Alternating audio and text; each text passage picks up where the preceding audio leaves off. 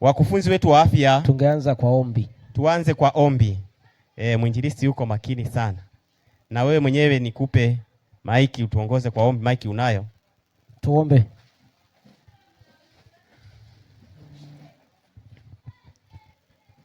Tunakushukuru Baba yetu wa mbinguni kwa neema na mibaraka unayozidi kutujalia. Asante kwa neema yako na upendo wako ambao umetupenda wanao, ili tukusanyike mahali hapa kwa ajili ya kujifunza neno lako na kutengeneza afya zetu. Baba, mtengenezaji ni wewe wa kwanza. Baada ya Adamu kuanguka, ukamtoa mwanao Yesu Kristo ili kupitia yeye tuweze kutengenezwa.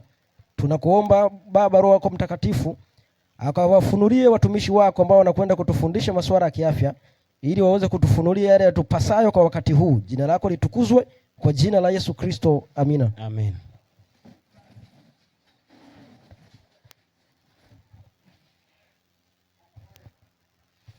Basi Jobu apewe maiki aulize swali lake.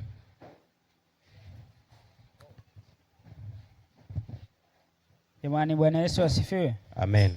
Bwana apewe sifa. Amen. Kwanza mimi nashukuru kwa kuwa na walimu wa afya. Hili ndilo jambo ambalo tunalitafuta kila kukicha. Maana mimi ni mtu wa kwanza kujitoa muhanga kuhitaji tiba ile ambayo Bwana aliwaelekeza akina Adam na Hawa katika bustani ya Edeni. Ni mojawapo ya mtu ambaye nimepata visa sana katika kijijini pale, kijiji chetu. Maana nimekuwa nikikataa kupewa dawa za holela pasipo vipimo. Lakini sasa kuna jambo ambalo nauliza, kuna ndugu yangu ana changamoto ya bawasiri, ambaye ni mtu mmojawapo amejitoa muhanga kwa imani hii, lakini anaogopa kutoka kule nomino kwa sababu aliambiwa kwamba sisi hatutumii madawa ya viwandani. Ana changamoto ya bawasiri na aliniambia kwamba alipoenda kupima tayari ana hatua ya sio, anasema kuna kinyama kinatokea nje. Kishakuwa. Sasa mtu kama huyo tunamsaidiaje? Naomba labda walimu tusaidie. Basi watatusaidia kutueleza dalili za bawasiri kwa ufupi tu, dakika utumie dakika hata 5. Kwa ufupi tu, point tu. Dalili zake na tiba kama hipo. Nani anaanza sasa? Mzee Morris, karibu. Naona ushanyosha mkono. Bwana Yesu asifiwe. Bawasiri au kwa jina jingine inaitwa hemorrhoids. Lakini wengine waganga wa zamani wanaita mafindofindo. Kwa upande wa kabila zetu Wasukuma wanaita mang'ondi. Nadhani mpaka hapo mmeshaujua ugonjwa. Ule ni ugonjwa ambao unapatikana kwa njia tofauti tofauti. Lakini njia inayofahamika kitaalamu zaidi ni kwamba ile inatokana na malignant tumors au seli mfu. Seli mfu zilizochanganyikana na sumu ya chango. Na kama ule ugonjwa ukizidi unaweza kutengeneza kansa. Msaada uliopo kwa hospitali za government, watakata vile vinyama kwa mara ya kwanza, kwa mara ya pili. Kadri unavyokata, vilikuwa vinyama viwili vinatoka 3, 4, mwisho vinakuja vimefunga mpaka sehemu ya haja kubwa. Vinakuja kama unavyomuona yule nani wanamuita pweza. Sasa utakapofanyia operation wakati imeshafikia hatua hiyo, basi kuna hatari ya kupoteza maisha, maana unaweza kupoteza zaidi ya lita 4 za damu. Ni ugonjwa mbaya sana. Andikeni tiba yake. Naam. Dalili zake. Kwa mtu aliye ndani ya ndoa, anaanza kushindwa kutimiza majukumu yake. Nadhani hapo mnanielewa. Dalili ya pili, mtu anajikuta anachoka bila sababu. Dalili ya tatu, unaweza ukawa unajisikia kama vile una kitu kinachokukaba katika sehemu ya maungio ya nyuma. Kuna sehemu hii ya maungio ya kiuno inaitwa pelvis. Na kwenye pelvis hapa kuna matundu mawili. Kuna tundu moja la kulisha mifupa ya mfupa wa kulia na tundu la kulisha mfupa wa kushoto. Sasa basi, wakati fulani unaweza kumwona mtu anapata shida katika kuinuka, na hata wakati mwingine hawezi kubeba kitu kizito. Dalili ya tatu ni kuwa na joto lisilo na sababu. Dalili ya nne, unapata choo kwa shida. Dalili ya tano, unaweza kuhisi kama umepigwa, yani kama umefanya kitu, kama kuna mtu amekupiga ukachoka sana. Unapoenda kazini unashindwa kufanya kazi kama inavyotakiwa. Unavorudi nyumbani wakati fulani majukumu yako yanakushinda, muda mwingi unapenda sana kulala. Alafu dalili ya sita ni kupungua kwa uzito. Dalili ya saba, afya inadhoofika hata kama unakula vizuri. Na dalili ya nane ni kutokeza kwa kinyama kwa waziwazi sehemu za haja kubwa. Ikifikia hatua hiyo sasa, unaweza kuwa unaenda hospitali, unapewa dawa za kunywa, za kupoza, za kufanya hivi, lakini hizo zitakuwa hazijakidhi, kwa sababu wenzetu sehemu kubwa wanafanya. Nakumbuka siku moja tulikuwa pale ITV, tulikuwa na mdahalo baina ya sisi wataalamu wa tiba za asili pamoja na tiba za mbadala. Tulijadiliana kuhusu jambo hili. Kaonekana kwamba madaktari wa tiba za asili wanawadanganya, kwa sababu kitu hiki bila operation hakiponi. Sasa nataka niwaonyeshe muujiza ulio katika tiba za asili. Muujiza uliopo ni kwamba kama utakuwa na asali si tunaijua. Kama utakuwa na figiri si mnaijua. Asali, pata asali lita 1. Nunua figiri. Figiri ni aina fulani ya mmea ambao ni mweupe, na ule mmea wakati mwingine ni kama wanauita, kwa Kenya wanauita sukuma wiki. Unakuwa na mizizi myeupe hivi, wanaita figiri. Inajitegemea figiri, inafanana. Basi ile unatwanga, unapata unga. Pata unga kila sehemu, pata unga robo. Chukua pia unga wa manjano. Manjano inaitwaje? Bizari manjano. Pata robo. Chukua unga wa kitunguu saumu robo.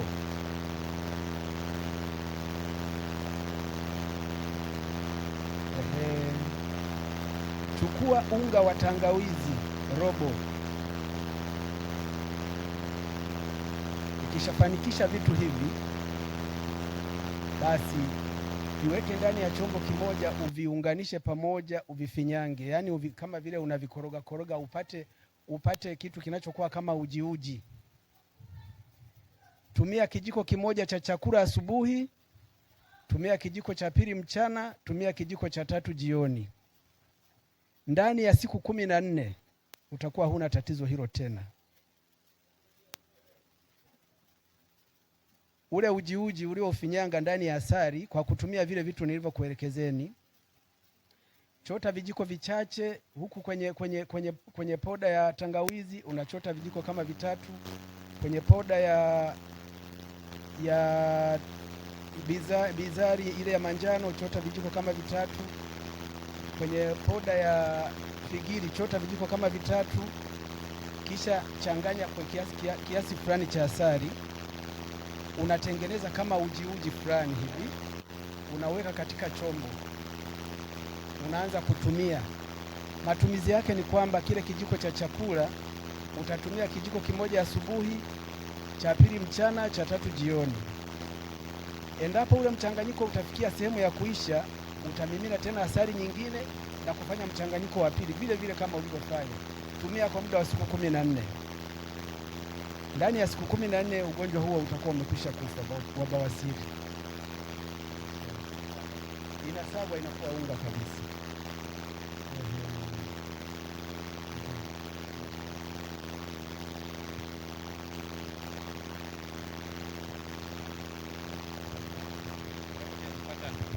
Ni mizizi ya figiri. Asante.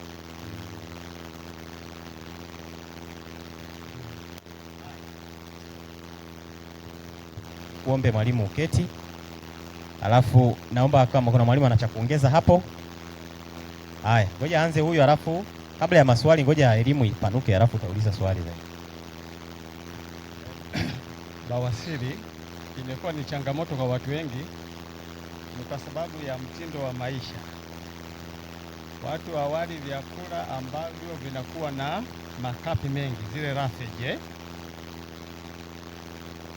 Mfano, watu wanakula unga mweupe wa ngano ambao umekobolewa, wali mweupe, watu wanakula mandazi, wanakula sembe bila ya kula mboga mboga kwa wingi au matunda, pamoja na kunywa maji ya kutosha. Sababu bawasiri ni tatizo la mishipa ya damu ambayo inakuwa kwenye sehemu za mwisho za utumbo mpana. Sasa unaposhindwa kula vyakula vile vyenye makapi ya kutosha, ina maana kinyesi kile kinakuwa ni nini? Kinakuwa kigumu. Kwa hiyo wakati wa kwenda kujisaidia itahitaji utumie nguvu nyingi. Kwa hiyo kutokana na ile pressure ambayo inaongezeka pale, inasababisha ile mishipa iliyoko pale kubanwa. Sasa inapobanwa huwa baadaye inaonekana, kwa sababu kuna aina mbili. Kuna mishipa inaitwa artery inayopeleka damu kutoka kwenye moyo, halafu kuna mishipa ile ya vein, yani ile ambayo inarudisha. Sasa kawaida hii mishipa inayorudisha damu huwa ndani yake, yani ukiupasua ule mshipa unakuwa una valve, kwamba damu inapopita pale valve zinafunga. Sasa kutokana na ile pressure, ule mgandamizo, zile valve zinafanyaje? Zinaharibika, zinakuwa kama yani zinaonekana kwamba zinaregea sana, hivyo ile mishipa inatuna. Inapotuna, wakati sasa unapojisaidia, basi kunapotokea ile mikwaruzo, unaona kwamba unapokwenda kujisaidia unapata kinyesi kinatoka na damu, kinyesi kinachotoa damu. Na wakati mwingine utaona kwamba baadaye tunaweza kuona damu inatoka kama inapopasuka, damu inatoka nyingi sana. Na hizi hapa kuna aina mbili, kuna ile bawasiri ya ndani, alafu kuna bawasiri inayokuja hii mishipa inatuna mpaka inajitokeza kwa nje. Kwa hiyo hii inasababisha kuleta nini? Maumivu. Ndio inakuwa hapo. Ukienda kujisaidia wakati mwingine unasikia maumivu sana. Kwa hiyo sababu kubwa ni kwa sababu ya kutokula vyakula ambavyo vina makapi mengi, yani hauli mboga za kutosha. Tumeelewana? Sawa. Kwa hiyo ni ulaji mbaya. Kwa hiyo ili bawasiri iweze kuna nini, moja wapo ni kujisaisha namna ya kufanyaje? Ya kula. Kama mfano ule mboga za kutosha, unywe maji ya kutosha, basi hiyo itasaidia kupunguza uwezekano kama wewe hujapata bawasiri, basi itakusaidia. Kwa mfano, unakula chapati aina nini? Hizi chapati kuna aina mbili za unga wa ngano.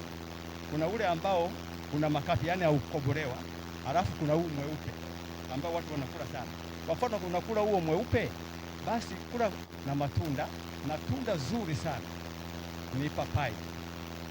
Kati ya matunda mazuri na pia ambayo inaweza kusaidia sana bawasiri, hata kama imeshaanza, papai ni tunda zuri sana. Nanasi, yote ni matunda mazuri sana ambao unatakiwa unafanyaje? Unayala. Mboga, yani kula mboga, aidha matunda katika mlo wako.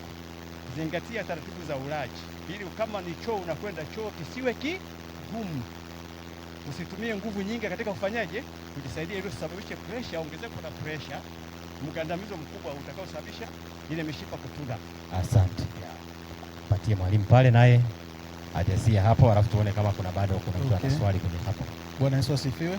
Amen. Kwanza mwalimu, nikushukuru sana niwashukuru wote mlivyozungumza, lakini mwalimu, nikuulize swali tu kidogo kwa ufupi. Vipi mpunga nao tunatakiwa kula mpunga kama ulivyo au maana ni swali la usumbufu tu. Mpunga vipi tunakoboa, maana hatutakiwi kukoboa vyakula, si ndio?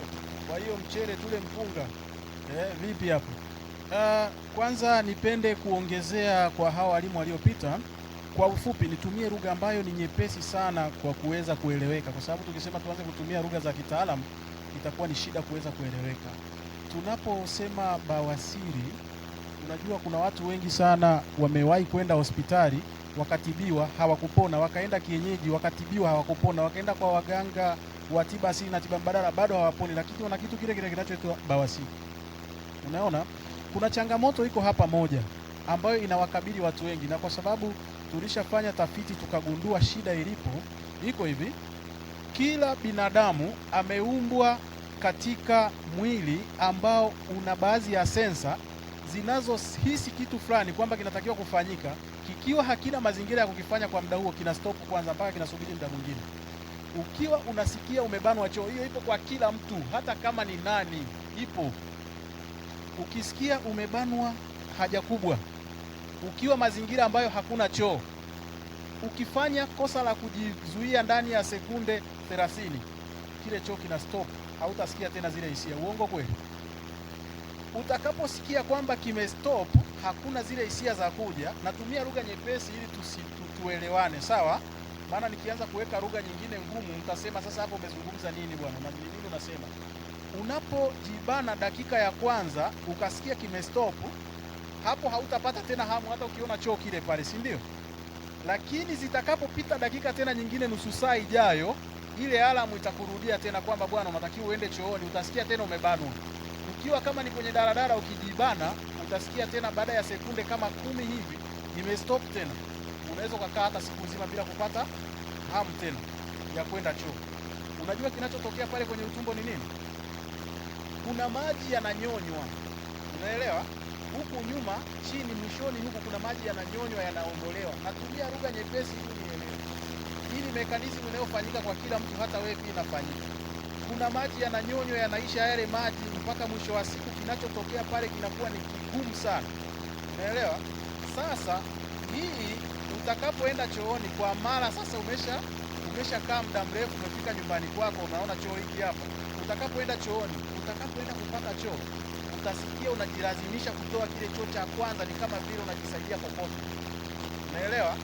Sasa ile huwa kuna michubuko inaweza ikatokea, inafanya kuta zile kuanza kufanyaje, kuchanika. Kuna kitu kinaitwa arthritis. Watu wengi sana wanashindwa kutofautisha hii na bawasiri.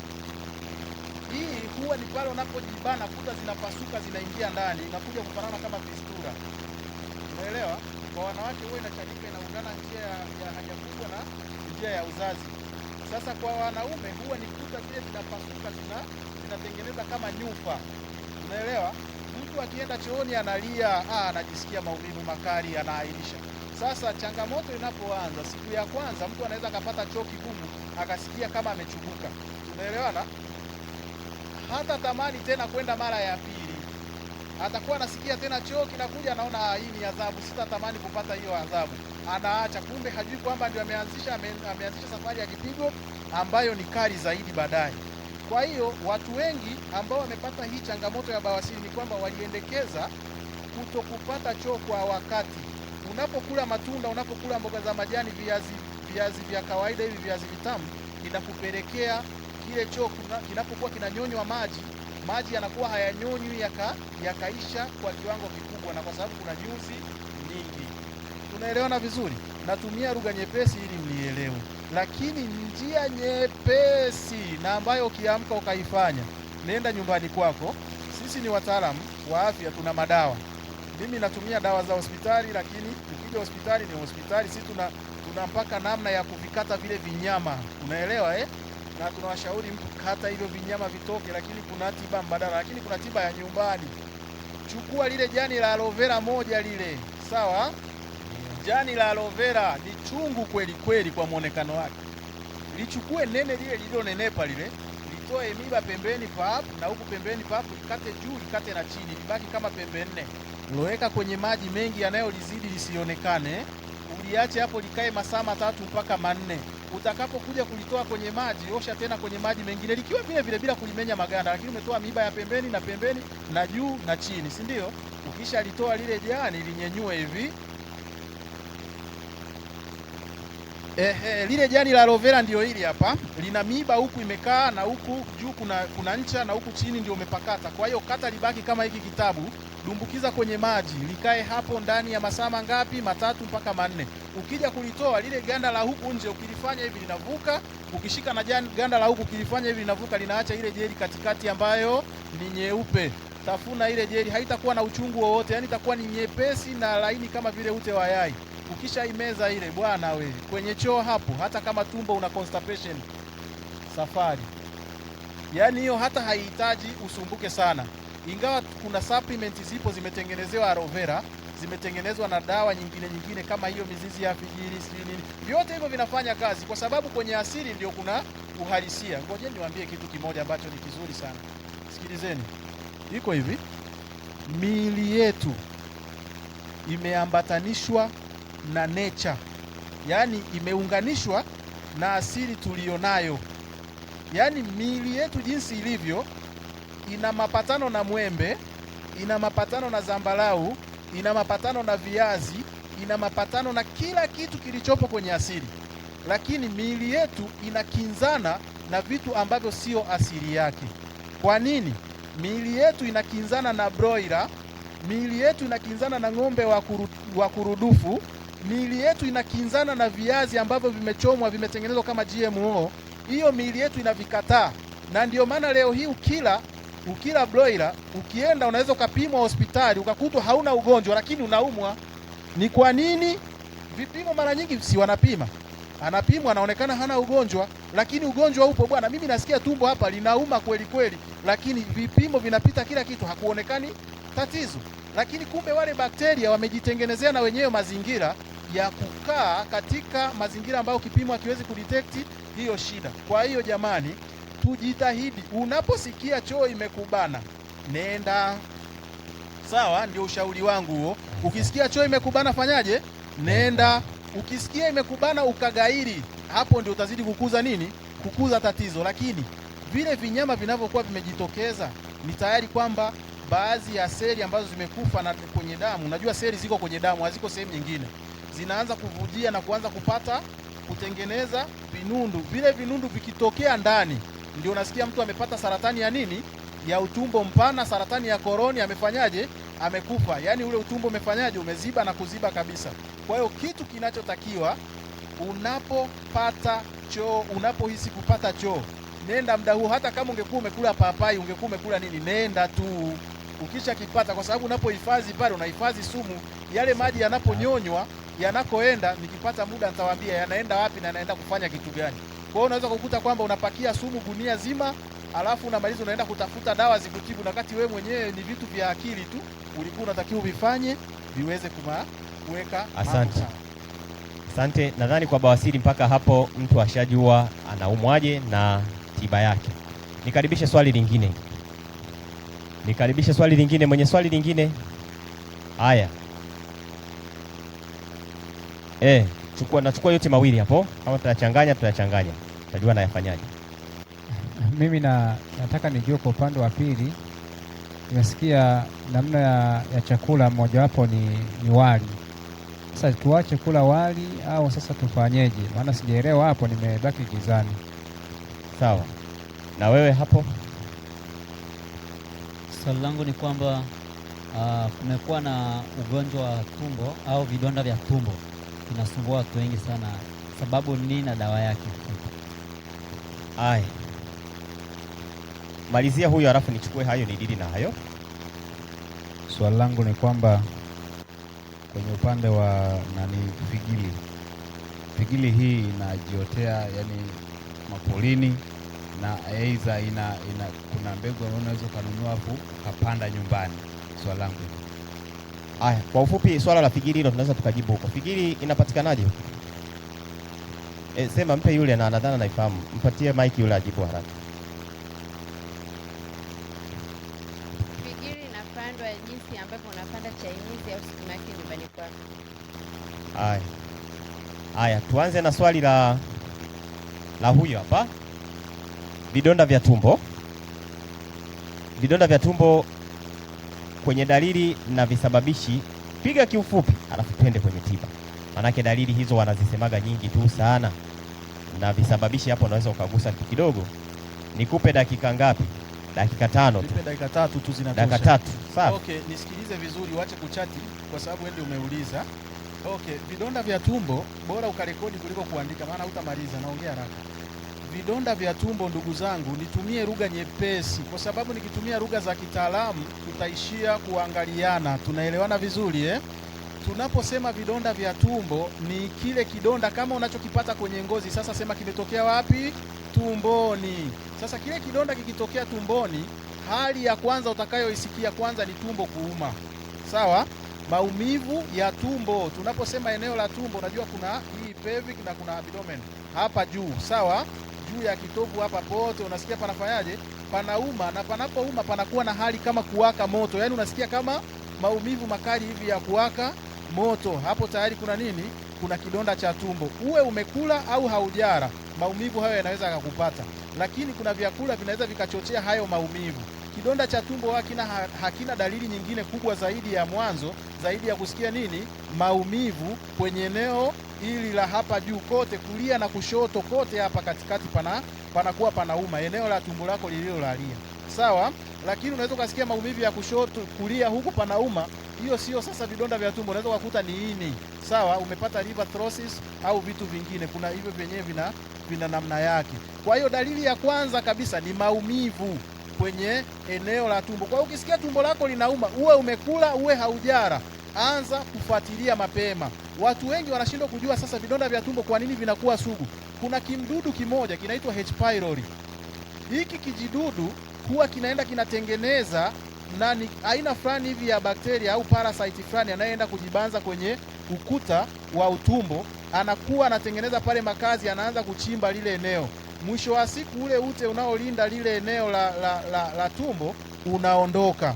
Ukishaondoka, hali ya ile michubuko inakuwa ni mikali, kila siku inazidi kuongezeka. Sasa ikishachubua kidogo hivi, hata kama ni chare kidogo, kuna asidi huwa inamwagwa humo ndani. Sawa? Kwa ajili ya kumeng'enya vile vyakula. Usizanie kwamba kwenye tumbo kuna mashine ya kusaga. Hakuna. Kwenye tumbo kuna asidi na miminwa mle, vyakula vyote vinasagwa. Mwisho wa siku, nani alishawahi kula ugali mweupe akaenda chooni akapata ugali mweupe ule? Hakuna, si ndio? Unaenda unapata wa rangi nyingine. Kwa hiyo kuna asidi wage inamwagwa mle, inasaga kile chakula na kuondoa zile nutrients zinazotakiwa, zinapelekwa kwenye mwili. Unaelewa?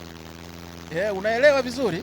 Sasa zile zikishapelekwa, yale makapi yanayobaki yanatolewa. Sasa ile asidi ikija ikakuta kuna kimchubuko, inaanza na yenyewe kusaidia lile eneo kulichubua zaidi. Jamani, hii njia ukiitumia kutibu vidonda vya tumbo, unaweza ukapoteza muda mrefu. Kutumia dawa za antibiotiki, ukitumia antibiotiki, wale wadudu kama ni wale wanaitwa, nimesema nini, H pylori, huwa wanajivalisha koti. Sawa? Wanajitengenezea uterezi fulani. Usizanie kwamba wanaenda kushona koti la suti, hapana. Wanatengeneza uterezi kama makamasi fulani, yanakuwa yamewafunika.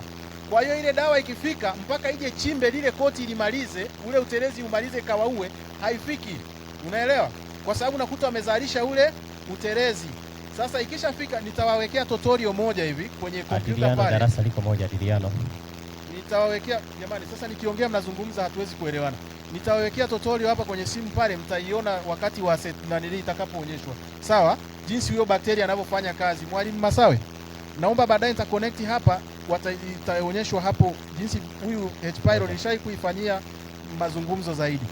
Sasa hivi vidonda vya tumbo ukiwa unavipatia antibiotiki, kesho na kesho kutwa utakuta vinazidi kuwa sugu zaidi na hakuna kitu kitaweza kufanyika. Sasa asidi inapokuwa inaenda kusaidia pale, mwisho wa siku asidi inaweza ikaona kwamba hili eneo usagaji wake wa chakula ni mdogo, ikaanza kutaka kupanda zaidi kuja juu, kwa sababu unakuta inatengeneza gesi ambayo unakuta inaisaidia kuipushi kuja juu. Ili eneo la kwenye koo hapa linalounganisha kolomeo pamoja na tumbo, huwa kuna valve fulani, ikianza kulegea ikafunguka, inaruhusu ile asidi inafanyaje, inakuja juu. Ndio maana utasikia unapata kiungulia na acid reflux, wengine wanaita heartburn. Sasa hiyo kitu inaweza ikasababisha maumivu makali zaidi na kusababisha michubuko mikali zaidi. Tiba yake ndugu yangu, tiba yake, sikiliza niwaambie. Kwanza kabisa, tiba yake ya kwanza, huyu parasite, nani alishawahi kula utumbo wa ng'ombe? Utumbo wa ng'ombe huwa una kitu kama tauro fulani hivi lililosahaulika sana, si mnaelewa lilivyo? Sasa kuna vidude fulani waga vipo kama vikupe vidogo vyekundu vinaning'inia pale. Kale kakupo kikazurumu kikanyofoa, utaona kama ni kakiumbe kanafanyaje, kanatembea. Ndio H pylori waga inakuwa mfano huu. Unaelewa? Kwenye ule utumbo wa ng'ombe natumia mifano miepesi ili uelewe. Kama ulishawahi kuchukua ile utumbo la ng'ombe ukaliangalia, kuna vidudu fulani vipo kama vikupe, ndio H pylori anakuwa hivyo. Sasa pale anapokuwa amekita, huwa anatengeneza kidonda, kwa sababu hata mbu aking'ata sehemu si lazima damu itatoka. Sasa sikiliza tiba nikwambie, hii kaifanye hata sasa hivi nyumbani. Kachukue viazi mbatata vile. Sasa naomba kidogo hii haijakaa sawa. Naomba kidogo mtandao nisitumie mic.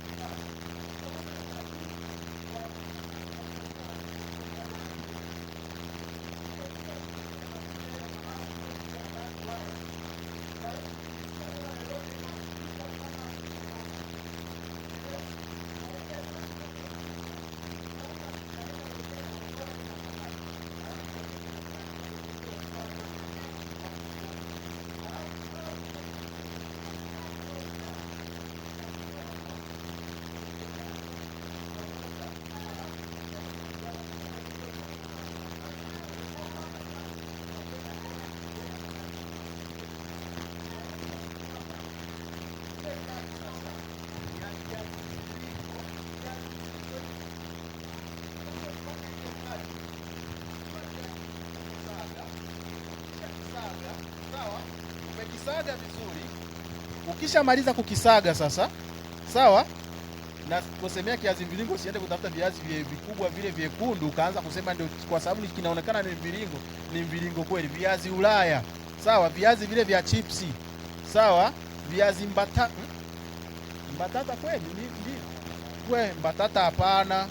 Mbatata, viazi vya chipsi, sawa? Kama unavikosa nenda kwa muuza chipsi, niambie nipe viazi. Sawa, viazi Ulaya vinajulikana. Chukua vile viazi Ulaya, menya vizuri, osha, twanga, saga kwenye blender. Kama una blender kila mtu anayo bwana. Saga vizuri upatikane uji, ongeza na maji masafi. Usitumie maji ya kuokota, tutumie maji ya dukani. Sawa?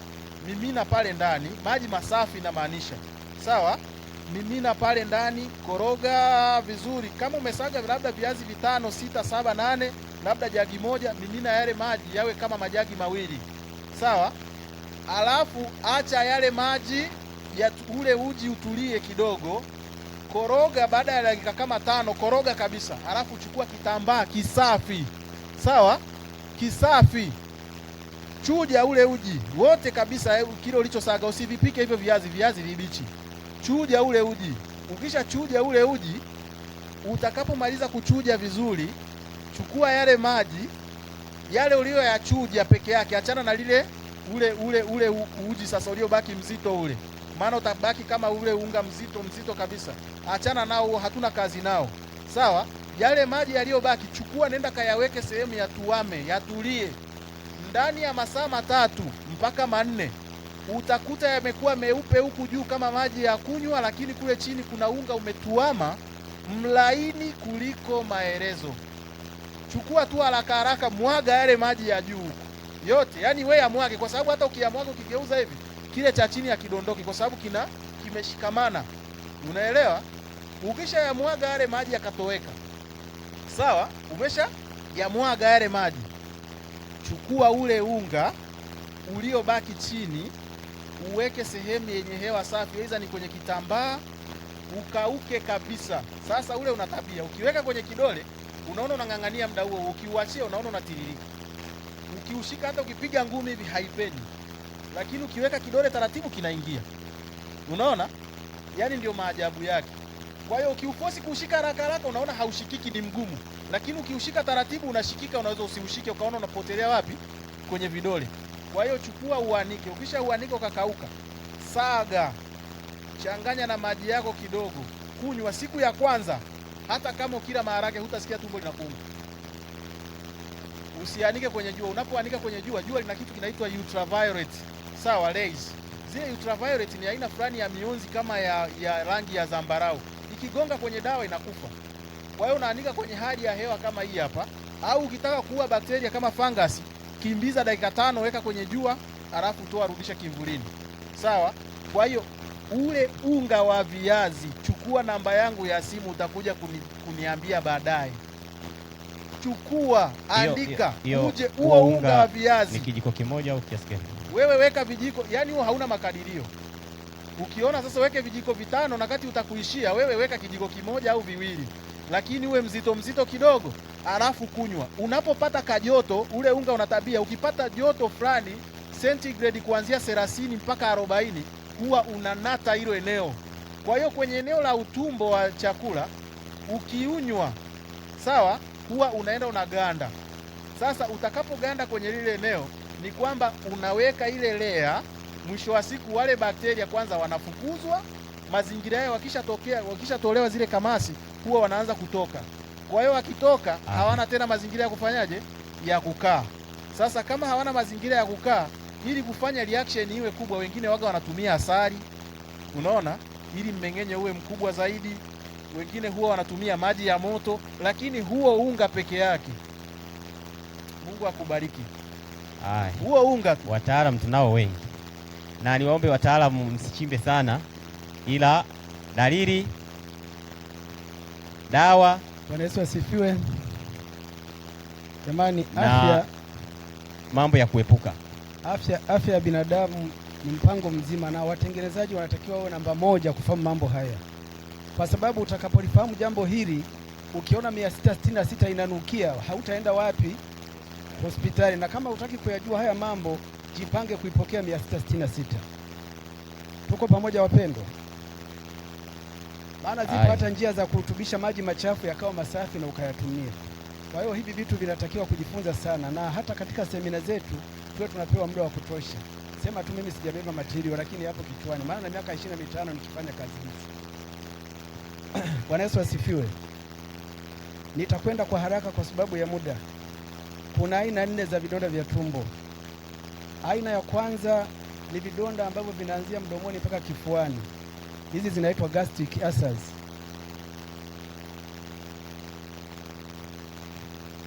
Ukitoka kwenye aina hiyo, unakuja kwenye sehemu karibu na ncha ya moyo. Hizi zinaitwa peptic ulcers. Utakuja utaongea. Muda tuzingatie muda. Dalili kwa ufupi. Dalili kwa ufupi. Unakwenda kwenye upande wa tumboni. Pale tumboni unapata kitu kinaitwa duodenal ulcers. Na hizo ndizo wanazopenda kuzisikia sana, maumivu kwenye tumbo. Na kuna zingine ambazo zinaanzia chini ya kitovu kwenda mpaka sehemu ya haja. Wakati mwingine unaweza kumkuta mtu mzima anajikuna hivi. Madonda ya tumbo yameshafika mpaka kwa sehemu inaitwa colon ulcers. Huyo mdudu anaitwa H. pylori ndiye huyo anayesababisha mambo yote. Dalili ndo kama hizo alizokwisha kuzieleza. Vitu vya kujihadhari navyo, unapokuwa na madonda ya tumbo usipendee kutumia vitu vyenye asidi kali. Watu wengine wao wanashindwa hata kutumia wali wa kawaida uliokobolewa, kwao inakuwa ni tatizo. Vitu vinavyochochea kuendelea kuwa na madonda ya tumbo ambayo yanakuwa sugu ni vile vidonge vya hospitali. Mnafahamu vidonge vya hospitali vinachanganywa na nini mpaka viwe vidonge? Ile starch yake, labda nitakuja, naweza nikakosea upande wa government. Hiyo utaieleza baadaye kwa ajili ya muda. Na kwenda kwenye upande wa tiba sasa. Tiba tunatofautiana madaktari, maana kila mmoja anafanya research yake. Tiba ya madonda ya tumbo tunaifanya kwa njia nyingi, lakini nitawapa njia moja tu ambayo najua ni ya uhakika. Mnaujua mti wa mkaritusi? Chukua mti wa mkaritusi, tengeneza mkaa, kisha usage ule mkaa uwe katika unga laini. Tuko pamoja? Tafuta na mti mmoja ambao wengine wanauita mwegea. Ni kuna mti fulani unakuwa na vitoto kama matiti. Si mnayafahamu yale? Yale unaweza kuyachukua yale ukayakatakata, aidha ukachukua magome ya mti ule ukayakatakata ukayaanika, kisha ukayasaga. Unapeleka hata mashineni wanakusagia, aidha kama una blender nzuri unasaga. Changanya na ule unga ulioupata kutokana na mti wa mkaritusi ambao ni mkaa. Tumia kijiko kimoja asubuhi katika maji moto, nusu ya kikombe cha chai, mililita 200, kile kikombe cha chai cha robo kile. Tumia asubuhi, tumia mchana, tumia jioni. Tumia kwa muda wa wiki moja. Nenda kapime kwanza. Kama huna madonda, kama una madonda ambayo yanaanza mwanzo, watakwambia huna madonda. Lakini kama ni yale yaliyokwisha kubuhu, unatakiwa utumie kwa muda wa siku 30. Hata kama ni stage 4, maana ulcers zina stage 1, stage 2 mpaka stage 4. Ikifika stage 4 inakwenda kwenye kansa. Ukisikia watu wanaokwenda kukatwa utumbo, inatokana na ulcers iliyokubuhu. Asante, nakomea pale. Aya. Asante. Sasa nikuombe baba, Okay, wewe ukizungumzia ukimaliza zungumzia kwamba wali ni mazingira, tuleje wali au tuache kula kabisa? Kwa swali la yule. Wali. Sawa, okay. Nafikiri kama nyinyi ni wanafunzi makini, hiki ni kitu mnachoongezea. Kile si niliwafundisha jana? Ile niliwafundisha jana.